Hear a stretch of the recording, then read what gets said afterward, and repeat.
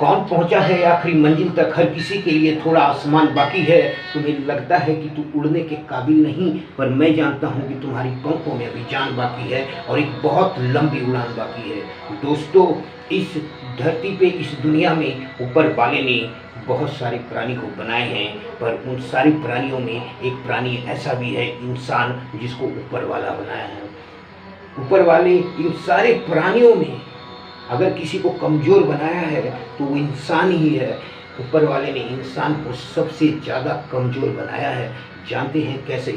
क्योंकि इंसान जो है ना, वो चीता की तरह, पैंथर की तरह तेज नहीं दौड़ सकता।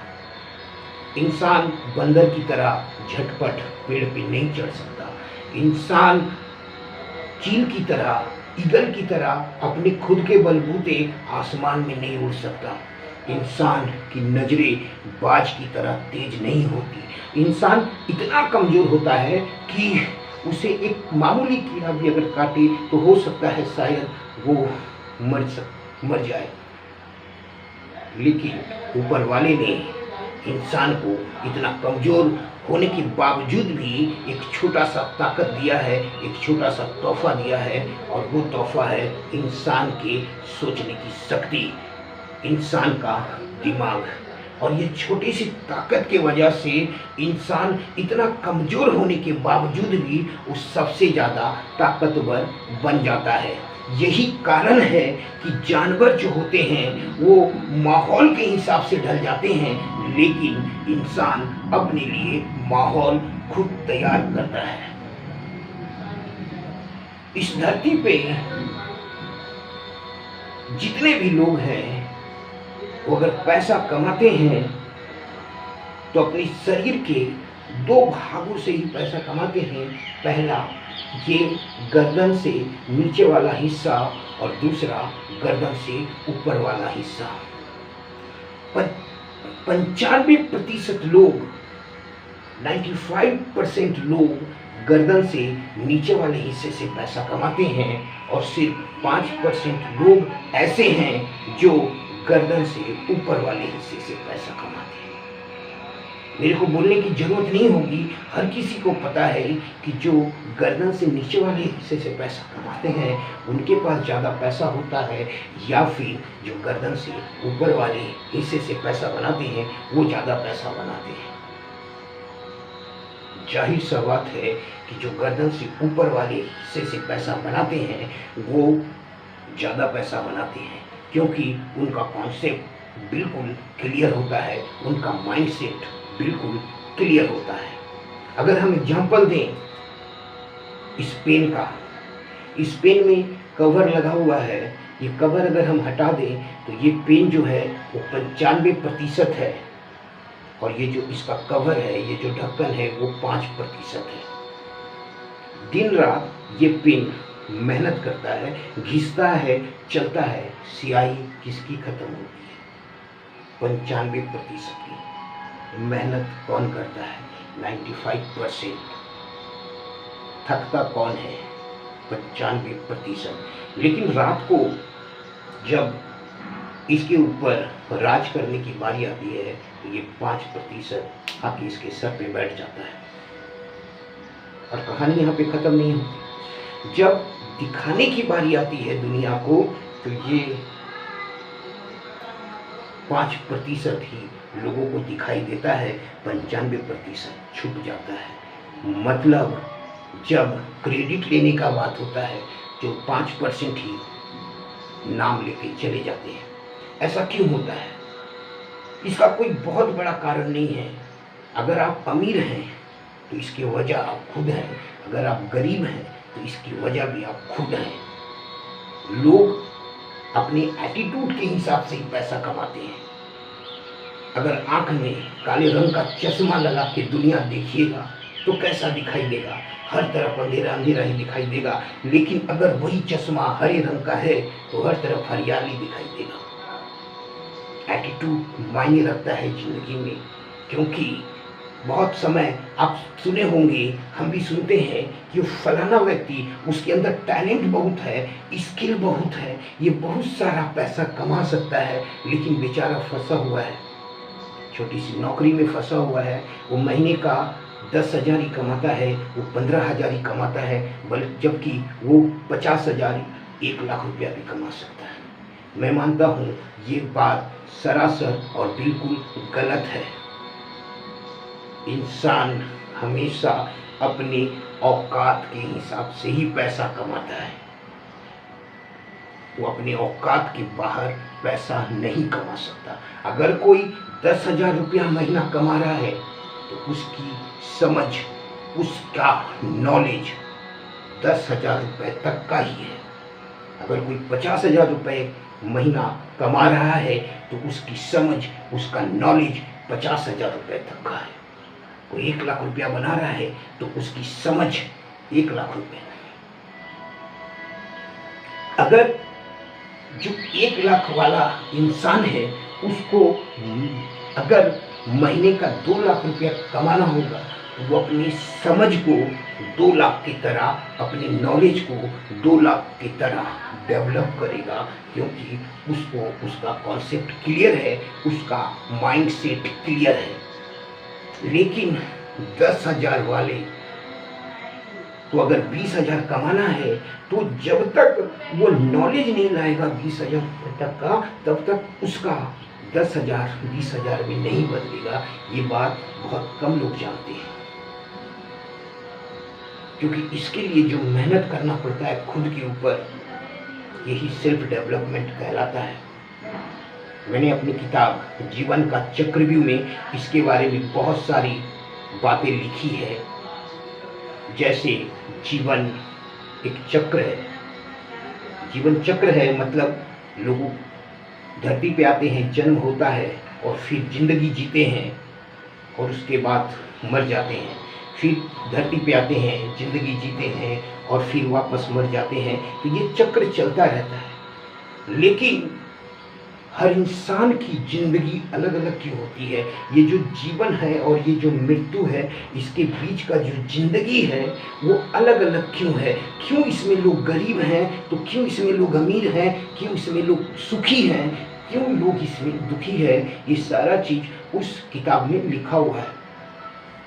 अगर बात करें जीवन का चक्रव्यूह, तो जीवन एक चक्र है, लेकिन लोगों का नजरिया जैसा होता है जीवन के प्रति, लोगों का व्यू जैसा होता है जीवन के प्रति, उसी हिसाब से लोग जीवन के इस चक्र में अपने व्यू के हिसाब से फंस जाते हैं और वो जीवन का चक्रव्यूह बन जाता है। अब सवाल ये है कि इस चक्रव्यूह को तोड़ना किसको आता था?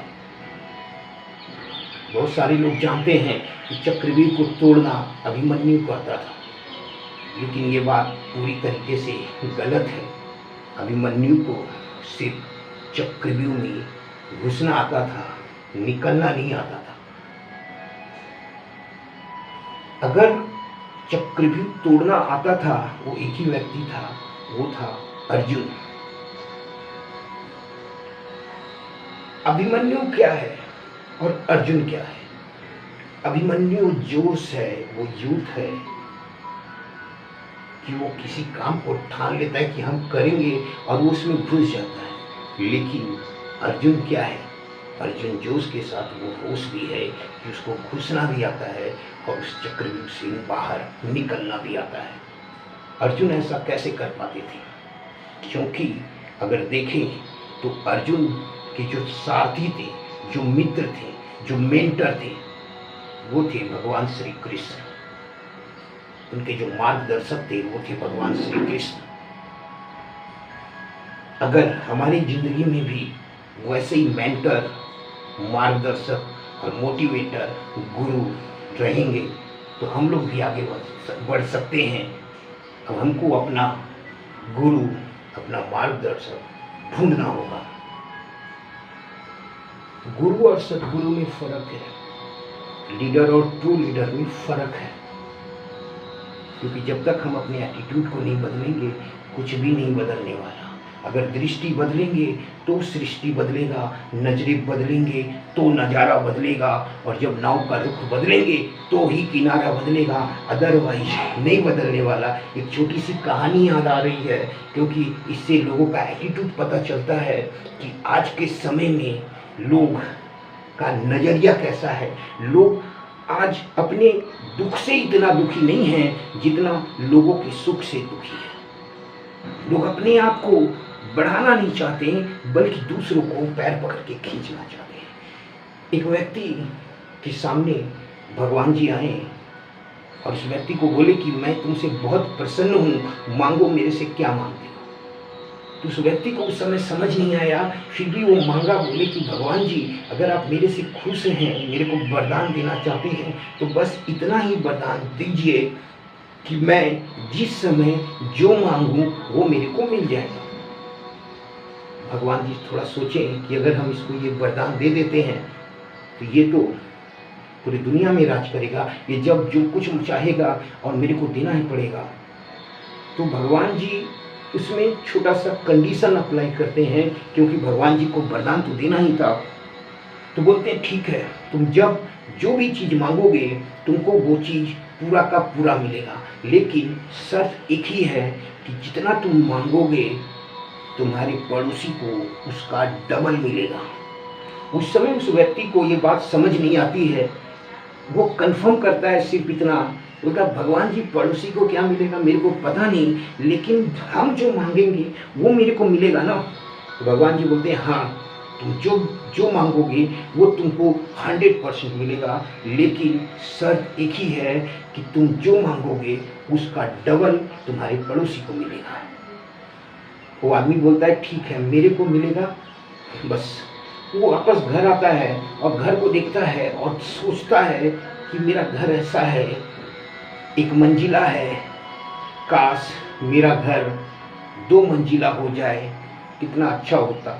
और वो मन में सोचता है और मांगता है और उसका घर 1 मंजिला से 2 मंजिला हो जाता है। लेकिन वरदान के शर्त के हिसाब से उसके पड़ोसी का घर कैसा हो जाएगा।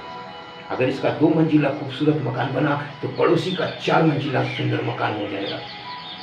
वो आदमी देखता है मेरा तो 2 मंजिला बन गया, पड़ोसी का 4 मंजिला कैसे बन गया। वो फिर सोचता है कि इतना सुंदर मेरा घर बना है, अब मेरे घर के आगे एक बढ़िया सा कार आ जाए तो बहुत अच्छा होगा। और जैसे वो सोचता है, जैसे वो मांगता है, और उसके घर के आगे एक बहुत अच्छा लंबा कार आ जाता है। लेकिन वरदान की शर्त के हिसाब से पड़ोसी का कितना कार आएगा, 2 कार हो गया। अब इस आदमी को बात समझ में आती है कि भगवान जी क्या बोले थे, तुम जो मांगोगे वो तो तुमको मिलेगा, लेकिन पड़ोसी को उसका डबल मिलेगा। तब वो तकलीफ में आ जाता है। उसको इस बात की खुशी नहीं रहती कि हम जो मांग रहे हैं वो मेरे को पूरा हो रहा है। तकलीफ इस बात से शुरू हो जाता है कि हम जो मांग रहे हैं पड़ोसी को उसका डबल मिल जा रहा है। तब उसके दिमाग में एक आइडिया आता है और वो बोलता है हे भगवान मेरा ये हाथ तोड़ दे। पड़ोसी का कितना टूटेगा। इसका एक हाथ टूटा तो पड़ोसी का इसका डबल होगा। पड़ोसी का दोनों हाथ टूट जाता है। और जैसे ही पड़ोसी का दोनों हाथ टूटता है ये खुश हो जाता है, बोलता हाँ पहले हमको मांगना नहीं आ रहा था, अब हम मांगना सीख गए। फिर वो ये बोलता है कि हे भगवान मेरा एक पैर भी तोड़ दे। पड़ोसी का क्या होगा, बेचारा एक पैर से तो चल पाएगा, लेकिन पड़ोसी तो दोनों पैर से चला गया। फिर वो बोलता है कि हे भगवान मेरा एक आंख भी फोड़ दे। हम एक आंख से दुनिया तो देख पाएंगे, लेकिन पड़ोसी का कितना गया, बेचारा पड़ोसी अंधा हो गया। बोलने का मतलब ये है कि आज हम अपने दुख से इतना दुखी नहीं है जितना पड़ोसी के सुख से दुखी है। हम अपने आप को बढ़ाना नहीं चाहते बल्कि दूसरों को गिराना चाहते हैं। यह एटीट्यूड हमको हमेशा 95% में रखती है। और ये 95% हमेशा 5% लोगों से द्वेष करती है, ईर्ष्या रखती है, उनके बारे में भला बुरा कहती है कि अमीर आदमी 2 नंबर से पैसा कमाता है, पैसा बहुत बुरी चीज़ है। ये सब वो सीखे हैं, सिखा चुका गया है कि पैसा बुरी चीज़ है। सेटिस्फैक्शन नाम का कोई चीज़ होता है।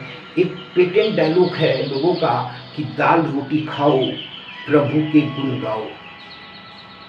ये सेटिस्फैक्शन है। लोग बोलते हैं कि इंसान को संतुष्ट होना चाहिए, हाय हाय करके क्या फ़ायदा, लेकिन दाल रोटी खाओ प्रभु के गुण गाओ ये संतुष्टि का लक्षण नहीं है साहब। दाल रोटी खाओ, प्रभु के गुण गाओ, और बगल वाला चिकन खा रहा है तो मन ही मन में ललचाओ। ये किस तरीके का संतुष्टि है साहब? संतुष्टि उसे कहते हैं कि मेरे अकाउंट में चिकन खाने का भी पैसा है, लेकिन मेरे को संतुष्टि मिलती है दाल रोटी खाकर। ये हुआ संतुष्टि। Thank you friends, thank you very much.